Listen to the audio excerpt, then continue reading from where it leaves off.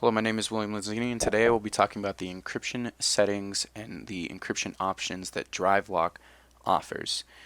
Drivelock offers two main forms of encryption on their services, which is Drivelock's encryption to go and the full disk encryption. Now, Drivelock's full disk encryption encrypts the entire local hard drive, including the Windows system drive. It also provides pre-boot authentication, the safe offline password recovery, and rapid recovery in case of disk failures. As well, Drivelock also offers BitLocker management, which also encrypts local hard drives, including the Windows system drive. It also provides the pre-boot authentication, the safe offline password recovery, and the rapid recovery in the case of disk failure. There are two main forms of authentication, which are certificate-based and passphrase-based for clients. Pre-boot authentication allows login with no need to re-login when Windows launches. Now, I'm going to be getting into encryption to go. The encryption options through Drivelock are FIPS compliant, and as well, you can set general settings for your organization, of which Drivelock offers different encryption algorithms for encryption drives. This is both for the encryption to go and the full disk encryption. Drivelock offers both AES and AES in FIPS mode, Blowfish, Cast5, Serpent, triple DES in FIPS mode, and Twofish. And through the general encryption settings in the policy configuration, you can set the standard that is required for encrypted drives. Now, Drivelock as well offers password hash algorithms to be used for these encrypted drives, in which they use ripened 160, SHA1 with FIPS mode, SHA256 FIPS mode, and 512 for FIPS mode, and Whirlpool. Drivelock offers these options so that you can stay compliant for your industry depending on encryption standards. But as well, Drivelock offers methods to securely delete your files, such as the Bruce-Schneier algorithm, the BSI VSITR one, the BSI 2011, the two DoD standards, the Peter Gutmann algorithm, random data, and Royal Canadian Mounted Police DSX algorithm. These deletion methods allow data to be securely deleted through Drivelock without the chance of recovery, depending on the method that you choose, such as DoD 5220.22-M is the standard, so the data is written over twice, 7 times.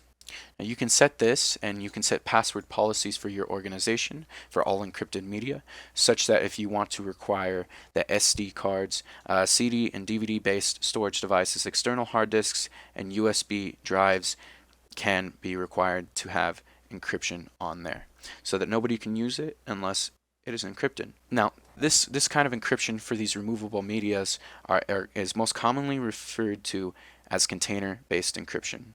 Now, with container-based encryption, you are allowed to encrypt the entire device, or you can choose to encrypt an entire partition depending on how you have your external device set up and your policy configuration through Drivelock. You always have the option of password recovery in creating one of these devices, such that if somebody loses a password, you are able to recover it with either a certificate or with another password. The policy-based encryption standards are based purely on the policy, so that password can be, for in this case, the minimum password length of 10 characters, 1 lowercase, 1 uppercase, 1 number, and 1 special character, depending on your industry's compliancy standards. Now, you can enforce encryption settings so that you can enforce your favorite algorithm, or the one that is required for compliancy in your favorite hash algorithm. And you can require that they leave unencrypted space on drives, or they use an entire drive for the encrypted container. Now, for instance, if we wanted to create an encrypted drive, we would go through and we would find our container file. We are allowed to create a container on the drive. And in this case, there's 1.8 gigabytes of free space, so I'm going to use the majority of the drive, 1,750 megabytes. You have the options of exFAT, FAT, and NTFS file systems. I'm going to use NTFS here, and you can change your cluster size to whatever you choose and set your volume label. Now, as you saw earlier, I have enforced encryption settings already required. So when one of the users of Drivelock needs to encrypt a external drive, it'll automatically use those settings such that I have it set to triple DES in FIPS mode, and the hash algorithm is SHA 256 in FIPS mode. So then we have to create a password.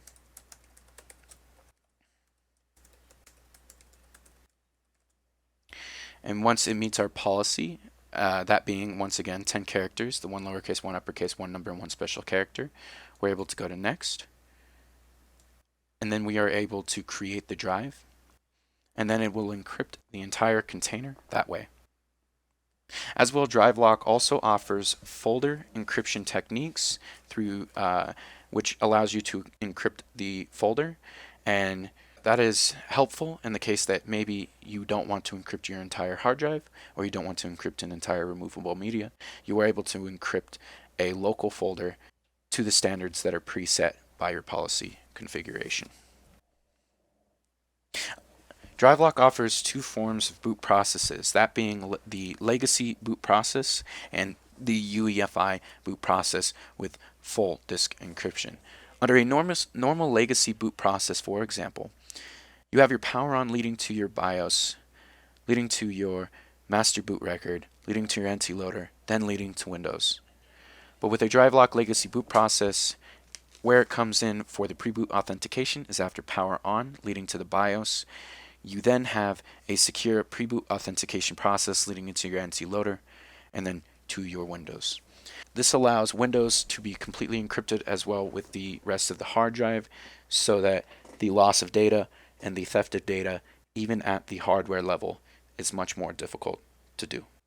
You have the choice with Encryption to Go to encrypt the entire device or partial volume, and such that creating an encrypted volume allows you to choose, say, a device with 2 gigabytes. You could choose to encrypt 800 megabytes of those 2 gigabytes with one password, and then create a separate volume which is another 800 megabytes with a second password, allowing you to create multiple encrypted volumes on the same external device, such that this is a container-based encryption algorithm. Drivelock uses a 140-2 FIPS validated cryptography algorithm. Now, once your volume has been successfully formatted, you have the option to mount the volume. You choose your container, but as well, you can just go to this USB device through your normal file explorer and double click this, and this will prompt. Now, at this point, your volume is mounted and you are able to write or record data onto there and read, depending on your policy configuration. Drivelock's Encryption to Go is a great tool for most organizations because it allows you to, as I've said earlier, keep that compliancy standard for your encryption based on your industry, and as well, in case somebody loses a thumb drive of vital information for your organization, or an SD card, or a floppy disk, or whatever sort of external media you have, you are able to recover this information, and nobody is able to access it unless they know your passphrase and they have a Drivelock agent. This protects data from theft, and as well allows an extra step of authentication. Thank you. This has been a brief overview of Drivelock's encryption settings with BitLocker management, Drivelock's Encryption to Go, and Drivelock's full disk encryption with pre-boot authentication.